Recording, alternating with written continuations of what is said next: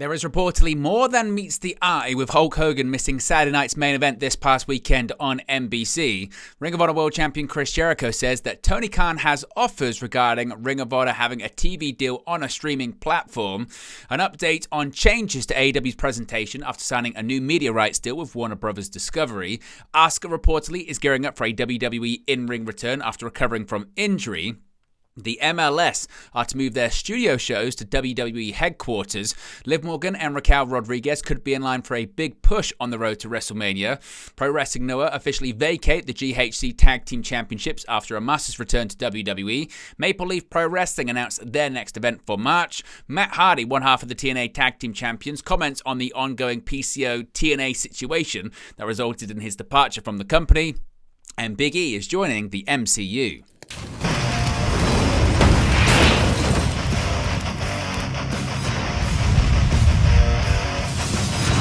Hey guys, welcome back to Wrestling News 365. Hope everyone is doing very well. As always, there are plenty of news stories to get into in the world of professional wrestling. Let's begin with Hulk Hogan. Now, there's been a lot of back and forth, hasn't there, about his absence from Saturday night's main event this past weekend. Jesse Ventura was there, his longtime nemesis. Hogan at one point was advertised to be there. So just what is going on? Now, an interesting update has emerged on WWE Hall of Famer Hulk Hogan's absence from the recent Saturday night's main event special.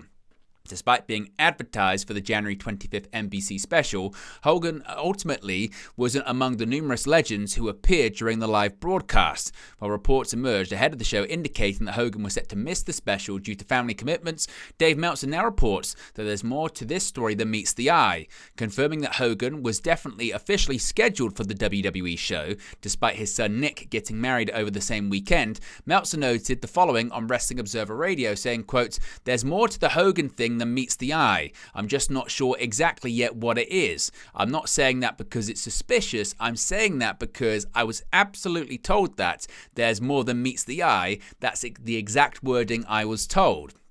It's just weird that you pull out of a show that has been built around you, you're the only one in the advertising, and then you pull out over a wedding, which, hey, look, your son's getting married, sure, I get that, but it's like, how many weeks have they promoted this with Hogan, including the night before? Unless Nick told them the day before, hey, I'm getting married tomorrow, wouldn't you go like, dude, I've got a commitment here that you know about, they're advertising this whole show around me.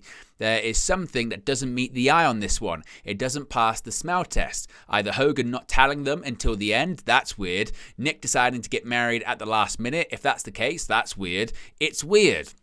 I know people are trying to say now, oh, he was never actually scheduled. I can tell you from talking to people for weeks, he absolutely was scheduled, so it's not that. So if we get any more details on this, we'll let you know. But what are your thoughts on this? Of course, Hogan's last appearance was on the Raw Netflix premiere in Los Angeles at the Intuit Dome, where he was roundly booed out of the building. Do you think it's got anything to do with that, or do you think it's just a miscommunication? Let me know your thoughts about it in the comment section below.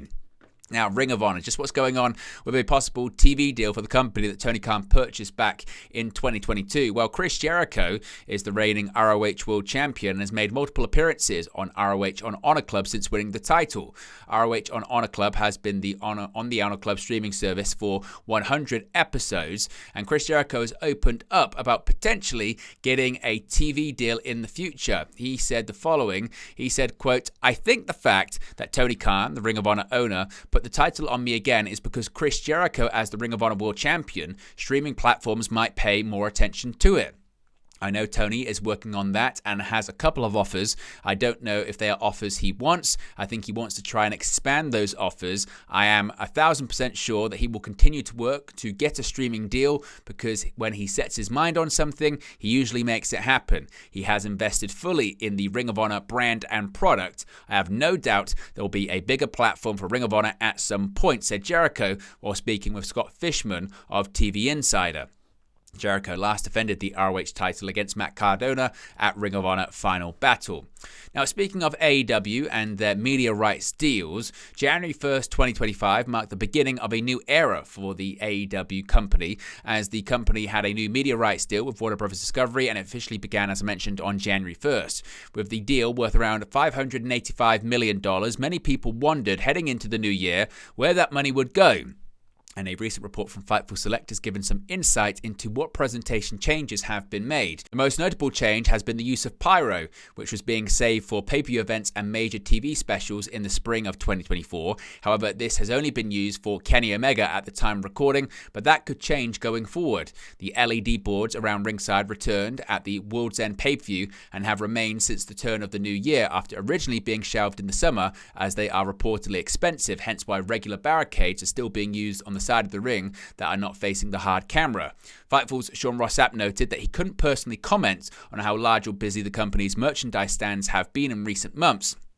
But having attended the Maximum Carnage edition of AEW Dynamite in Cincinnati, Ohio on January 15th, he claimed that the merchandise stand was the biggest AEW had ever brought to the city. The $585 million isn't a lump sum that AEW has been given at once, as the Wrestling Observer recent report noted that the company gets around $3.5 million per week with the new deal. It is currently unclear how many changes will be made to their pay-per-view presentations, but with the changes already being made to TV, one can assume they will pump money into their biggest events as well. Now, an update on former Women's Champion Asuka returning to WWE. Asuka has been out of action since May with an injury that forced her to undergo surgery. Now, Fightful Select have a bit of an update on the decorated WWE superstar. Fightful Select's Sean Ross Sapp has learned that creative plans have been discussed and pitched regarding Asuka. To be specific, Fightful have heard of a potential tag team match option that was pitched before it ended up getting shot down. As of right now, Fightful say they're not sure of Asuka's return from injury and have not heard that she's been at the WWE Performance Center training as of late, but they will keep asking. Now, to be clear, no matter what accounts speculate after this, Fightful stress they've not reported she will be in the Royal Rumble. If that changes, of course, we shall let you know in a future video. Now, a bit of an update here when it comes to WWE's headquarters. Major League Soccer is set to move its studio shows to the Studios at WWE facility inside WWE headquarters at Stamford, Connecticut. The arrangement is part of an expanded production deal with IMG, according to The Hollywood Reporter. The report notes that TKO Group Holdings, the parent company of WWE, has a deal in place to acquire IMG that is set to close in the coming months. Major League Soccer, the MLS, the league representing the highest level of soccer in the US, will produce its season pass on Apple TV Plus and other studio-based content at the studios at WWE HQ, with plans to add new content to its slate. Of the arrangement, Seth Bacon, Executive Vice President of Media for MLS, reflected on the growth of Season Pass on Apple TV Plus and the ability to take it to the next level thanks to the studios at WWE, saying, quote, "The debut of MLS Season Pass on Apple TV has been remarkable for fans around the world to be able to consume all MLS games and content. With the incredible momentum and excitement around the league, we are thrilled to further our partnership with IMG to support our vision of elevating production, creating new viewing opportunities, and pushing the sports broadcast landscape into the future." So, of course, we get any more details on that, we'll let you know in a future video. Now, Liv Morgan and Raquel Rodriguez could be in line for a big push in the next few weeks. Liv Morgan lost the Women's World Championship to Rhea Ripley on January 6th, and plans for a post-title future have now emerged. On the January 6th episode of Raw, Ripley reclaimed the Women's World Championship during the Netflix premiere episode. Now, Morgan hasn't wrestled much since losing the Women's World title, only returning on January 24th episode of SmackDown, teaming with Candice LeRae and Nia Jax to defeat Ripley, Naomi, and Bianca Belair. It now looks like teamwork could be very much in Morgan's future as WWE heads toward WrestleMania 41 on April 19th and 20th. Per PW Insider, there has been, quote, "a lot of talk," end quote, about giving Liv Morgan and Raquel Rodriguez a big push as a tag team on the road to WrestleMania 41. The current Women's Tag Team Champions are the aforementioned Belair and Naomi, the latter of whom replaced an injured Jade Cargill as champion on the December 20, 2024 episode of SmackDown. Now, Pro Wrestling Noah, speaking of tag team titles, have vacated theirs. The GHC Tag Team Championships have been vacated. Amos and Jack Norris won the GHC Tag Team Championship at Noah the New Year 2025 on January 1st. They then retained the titles at Noah Sunny Voyage on January 25th, where they defeated Galano and Kaito Kiyomiya. After the match, Amos announced that he was returning to WWE and handed the title to Daga. In an update, Noah has announced they will not recognize this change. As a result, the titles have been vacated. They said, quote, "On January 25th at the GHC Tag Team Championship match held at the Edion Arena Osaka 2nd Stadium, the champions Jack Morris and Amos successfully defended their titles. At that time, Amos handed over the GHC Tag Team Championship belts to Daga, but this transfer of the titles will not be recognized and the titles will once again be vacant." Now, a bit of an update here when it comes to Maple Leaf Pro Wrestling and the next event they've got planned for the future. Of course, this is Scott D'Amour's promotion. Maple Leaf Pro is back in March.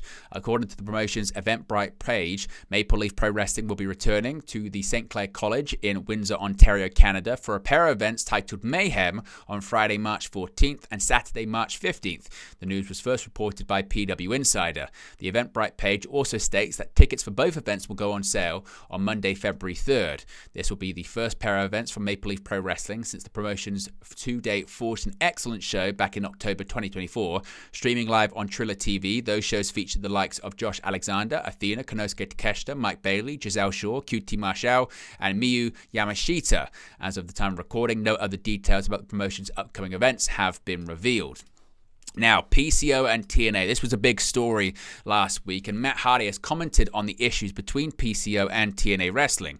At the People vs. GCW, PCO smashed the TNA Digital Media Championship and started speaking on the microphone to air his grievances with the company. He would follow up with more statements on social media. TNA subsequently removed PCO from the roster page on their website. They also had Steph DeLanda, who was involved in a romantic storyline with PCO, reintroduce the championship on television, claiming she won the title in a divorce from her storyline husband. Matt Hardy commented on the issues between PCO and TNA on the latest episode of the Extreme Life of Matt Hardy podcast. Hardy said that he always got along with PCO, confirmed that TNA was blindsided by his actions, and thought the ongoing issues were unfortunate. He said, quote, "I didn't know a lot of those inner details. I didn't know his contract was up," he said. "I mean, it was my first time working with him. Myself and Jeff had a match against him and Sammy at the TVs in Atlanta. It was the third night after wrestling a TLC match, a tables match night 2. Night 3 was against Sami Callihan and PCO. He was very interesting to talk to. I've always been friendly with him. We've always exchanged pleasantries, said hello, but to actually sit down and talk shop with him was interesting. He has an interesting mindset of how his thinking was and whatnot. We had this match with him. Everything went well. There was one spot in the match where I think he was a little bit rocked and some stuff was trimmed out of it. Everybody wanted to make sure he was good and that he was okay, and he seemed to be afterwards. All this stuff about having issues with TNA and contract stuff, I didn't know his deal was up. That was all new to me," he reiterated. Just the fact he had been in TNA and they have him put in a pretty nice relative spot. I know he did. He busted his ass on the show in Montreal. He did work hard to sell a lot of tickets. That was a big house, and a lot of that was because of PCO. Speedball Mike Bailey helped out a lot with that too, but you know, TNA is doing great events overall. Maybe that's what he's referencing, just the fact that he was an older talent. They were taking care of him. They kept him in a pretty good spot. It's just so strange that you would be willing to throw it all away and take that chance. I don't know what the issues were, so I can't really speak on it, but the fact that he would take the title and then smash it when he was actively working with TNA, then they thought he was coming to these TVs. It's very strange, and I hate to see it when there are these disagreements and whatnot. It was quite the talk of the locker room at the end of the night. And finally, Big E has joined Marvel. On January 27, Brandon Davis of Face Hero shared an interview with the showrunner and head writer of the upcoming Disney Plus series Your Friendly Neighborhood Spider-Man, Jeff Tramiel. In the interview, Davis asked him if he heard Big E's voice on the show. Tramiel quickly confirmed those suspicions. Quote, "Yes, you did. You certainly did." Davis went on to ask Tramiel how he was able to get Big E on board for the show. "I asked him, and he was like, yeah, he's the best, yeah." Tramiel went on to say that they've been recording lines with Big E for a few years at this point. Quote, "We've been recording him since a few years ago. I mean, the first time he recorded, he was still wearing the neck brace." Tramiel then stated that Big E was great to work with, saying, quote, "We're very fortunate to have E. He's incredible. He's been the absolute best to work with. I love him." Now, Big E took to social media to comment on the news hitting the internet. He said, quote, "Sitting on this news has certainly been a task. Incredibly excited to voice a character in Your Friendly Neighborhood Spider-Man. Premieres Wednesday, January 29th on Disney+. Now, it's currently unknown who Big E plays in the show. The show is set to premiere on Disney+, that being on Wednesday this week, January 29th. But there you go, guys. The latest pro wrestling news for you. Be sure to smash a like on the like button. Be sure to subscribe, bottom right-hand corner, and I'll speak to you again very, very soon. Hey guys, thank you for watching, listening, streaming, or however you come across this video today. Be sure to click on the video on the right there to watch our next video, or click the bottom there to subscribe, or the bottom right hand corner. Thank you very much, and I'll speak to you again very soon.